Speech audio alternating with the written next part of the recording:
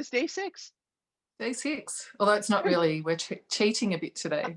I It's said, currently day 4 for Jana, yeah, day 5 for me. But we're recording in advance because I have to go somewhere on the weekend. So here we are. You'll watch So we're this on gonna day pretend. 6. We're gonna pretend it's day 6, and we're just wearing the same clothes. It's day 5. Yeah. But day 6 is special in December. It's St. Nicholas Day. So happy St. Nicholas Day. Yeah. A special video for that as well that we'll get to shortly. Yeah. So looking forward to sharing that with today's sponsor, yarn dyer Elizabeth from Wolles Yarn. And yeah, she talks about her experience living in Germany and St. Nicholas Day, where it's much more a traditional holiday. Yeah. And it's something I haven't been too familiar with, except that when my son Felix went to a walled-off Steiner school, which when I was telling Jana this recently, I was calling it the Rudolph Steiner school because I had Christmas in my mind. On day 6, they would have cherries put into their shoes. So because cherries are in season now in Australia, it's a very December food for us. We've just been starting to eat cherries, very delicious. And I need to buy some, given it's the 5th, to put in. I'm going to do this for Felix tomorrow. I'll put some cherries and some little chocolates and some other little treasures into his shoes because I haven't really done an advent for him this year. Normally I make some kind of handmade one, but I haven't. And I know that he'll enjoy that because for so many years they would have the cherries put in their shoes. And I think because that school is German founded, so that's part of the tradition there. Yeah, but when I told Jana about it, she'd never heard of it. Cherries or anything in shoes on the 6th of December. And I said, why would you put things in your shoes? But I think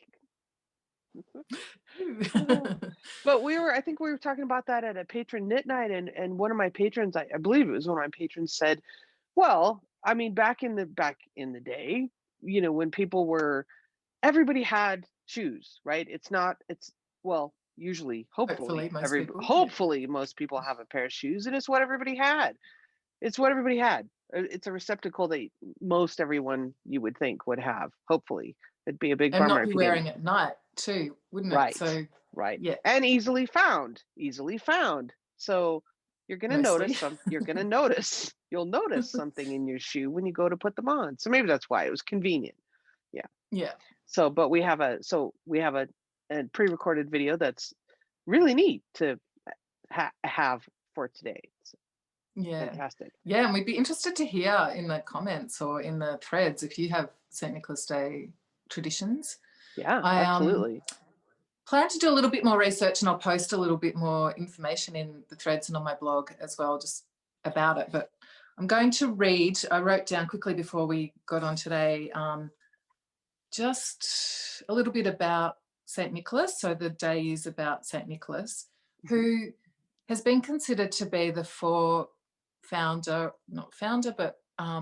the person that Santa Claus and Father Christmas and has been kind of modified from. So he was the original Santa in a way. Right. So apparently he's a 4th century bishop, excuse me for reading this, who lived in a place called Myra, now Turkey, and he was rich. He'd inherited a lot of money young from his parents. They died when he was quite young, and had a reputation for being kind and helping the poor. And so he would leave secret gifts to those in need, which is really special. So that's how this has started. And he became the patron saint of children and sailors. So he was there to protect children and sailors. And apparently he died on the 6th of December. Oh. So it's his death day, actually. Yeah. Okay. Yeah. So today we're honouring him, and St. what Nicholas. a beautiful story. Yes, absolutely. Now, I mean, it makes more sense now. Yeah. Thank you for sharing that. That's cool. Yeah. So I'll find out a little bit more, but yeah, I didn't know that. Yeah. You know, I was always curious when Felix would come home and tell me about the cherries in his shoes. And I loved it. It's just such a cute thing. Yeah. Yeah. Lovely. Okay. So I'm really interested to see what comes next. What gemstone is next for you? Well, I'm not going to say which one it is because I think that's a bit of a spoiler because you can kind Don't of guess. say. So I'll say after I've unwrapped it. Okay. So yes. Day 6. I love those stickers. I say that every time. That's so beautiful. Yeah. No, I just quite love the aesthetic of this wrapping. It's been lovely to look at. Yeah. And I'm saving all my paper bags. Oh, okay. Are you going to put them all back when you're done? I did think that, but I just thought, I'll put them in my paper bag drawer, and when I need a paper bag, I'll just use one. Yeah. Sure. Oh, are there little speckles? So the name today is Lemon Quartz, so I'm not surprised. Well, I am pleasantly delighted, but was expecting. Yeah, there's some really good tonal values in that. Oh. So yeah, we've moved into yellow now. Or lemon. That is very lemony. Yeah. It's like those lemon sherbets, which I must. Oh, and you know what? Somebody commented in the video from day 4, I believe that was, about in America we have those hard candies and they're called Zots. Z-O-T-Z or Z-O-T-S, I forget. But that's what it is. It's a hard candy with the fizzy stuff inside.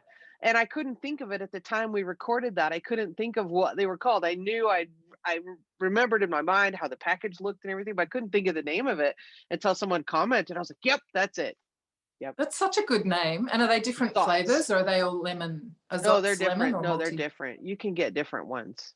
So what kind of flavors do you get?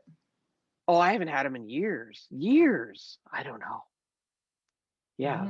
All kind of fruity flavors. Yeah. Lemon, watermelon, and yeah. Fun. Zots. Well, hopefully I make it back to the US again. With travel restrictions, it might be a while, but I will definitely look out for Zots. They sound like fun. So my label today is coffee. Or it could be hot cocoa. Ooh. This is color number 9. It is a lovely gray. Has it got some purple in it? No, I don't think so. It's just pretty gray tonal with some silver. Color number 9 is called powder. Powder. Beautiful. I have a lot to do. I have a lot. I have a lot to knit up. And what I'm doing actually, because I have an idea how I want to assemble my throw, and I reserve the right to change my mind because I'm knitting these in a random order. But when we go to arrange the blocks, I'm hanging on to the tags so I know what order the gradient was intended to be, because I may, depending, it's my daughter's gift, so she can decide in the end. But I may decide to start in a diagonal quarter and then do the gradient, So that's why I'm hanging on to the numbers and attaching them to the finished square so that I'll know what's what without trusting my eye. Without trusting, I could put the fade back the way it was originally. Oh, lovely.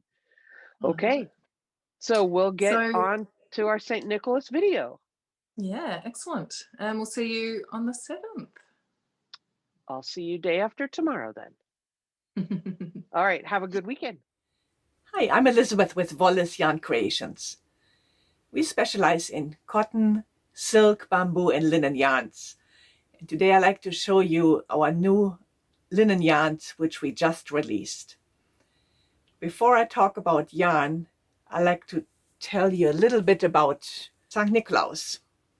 December 6th is St. Nicolaus Tag, which we celebrate in Germany.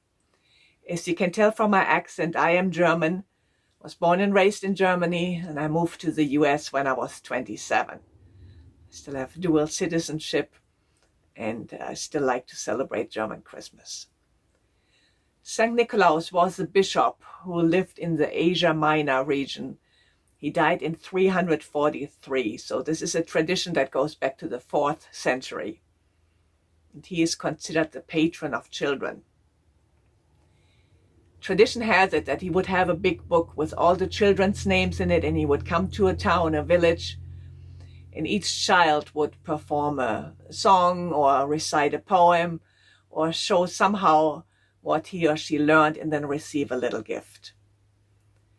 Over time, he also became the patron of the Christ child, the Christkind or St. Peter.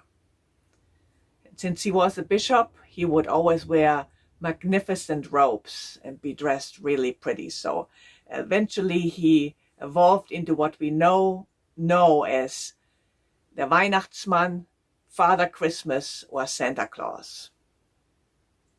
In Germany, the main celebration for Christmas is on December 24th.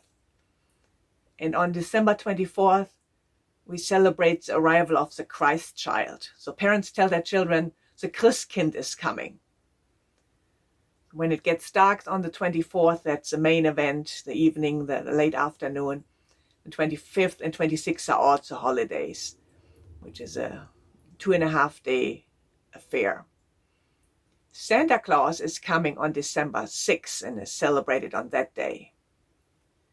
And in order to prepare for his arrival, children would put their shoes outside the door before they go to bed the night before. When we were young, my brother and I, we were really smart. We would use my dad's shoes since they were so much bigger and put them outside our door. So you put your shoes outside the door on December 5 before you go to bed, and the next morning on December 6, you open the door and they are filled with chocolate and candy and a little gift. It was always my favorite holiday. Nice memories and nice traditions. All right, let's talk yarn. As I said before, we just released our new cotton linen yarns. Those are fingering weight yarns with 75% cotton and 25% linen. I'm going to show you a few colors. They're more online, but just to show you some examples. So the first one is called l'eau, the French word for water, l'eau. And l'eau goes from a light blue, like a robin's egg blue, to a jeans blue, to a dark blue. These are the same versions, just wound in reverse order. So these are l'eau 1 and l'eau 2. And this is how they look in the skein. And knit up, they look like this. I have a swatch here to show you. So you see how the colors blend slowly and gradually from one shade to the next. The yarn is wound to do that. So you don't have to change skeins. You just knit along and the color changes happen as you go. So this is how color l'eau looks in the skeins, version 1 and 2. And this is how it looks knit up as a swatch. These are fingering weight yarns with 480 yards per skein. And these are cotton linen blends. Another example I have is called Snowflake. It's an elegant, cool combination. Just imagine this knit up in a lace shawl and then wear it over a white top or a black dress. Just very elegant. So Snowflake goes from white to a light gray to a light sky blue. This is how the versions Snowflake 1 and 2 look in the skein. And this is how Snowflake looks as a swatch. I'm not sure if you can see the shades, but they are really different shades. Might be a little difficult to see on camera, but you get the idea. Very soft gradations, very elegant colors. So this is how the skeins look. And you saw the swatch. So this color is called Snowflake. It's a cotton linen blend, fingering weight with 480 yards. That's enough for a mid-sized shawl or a scarf.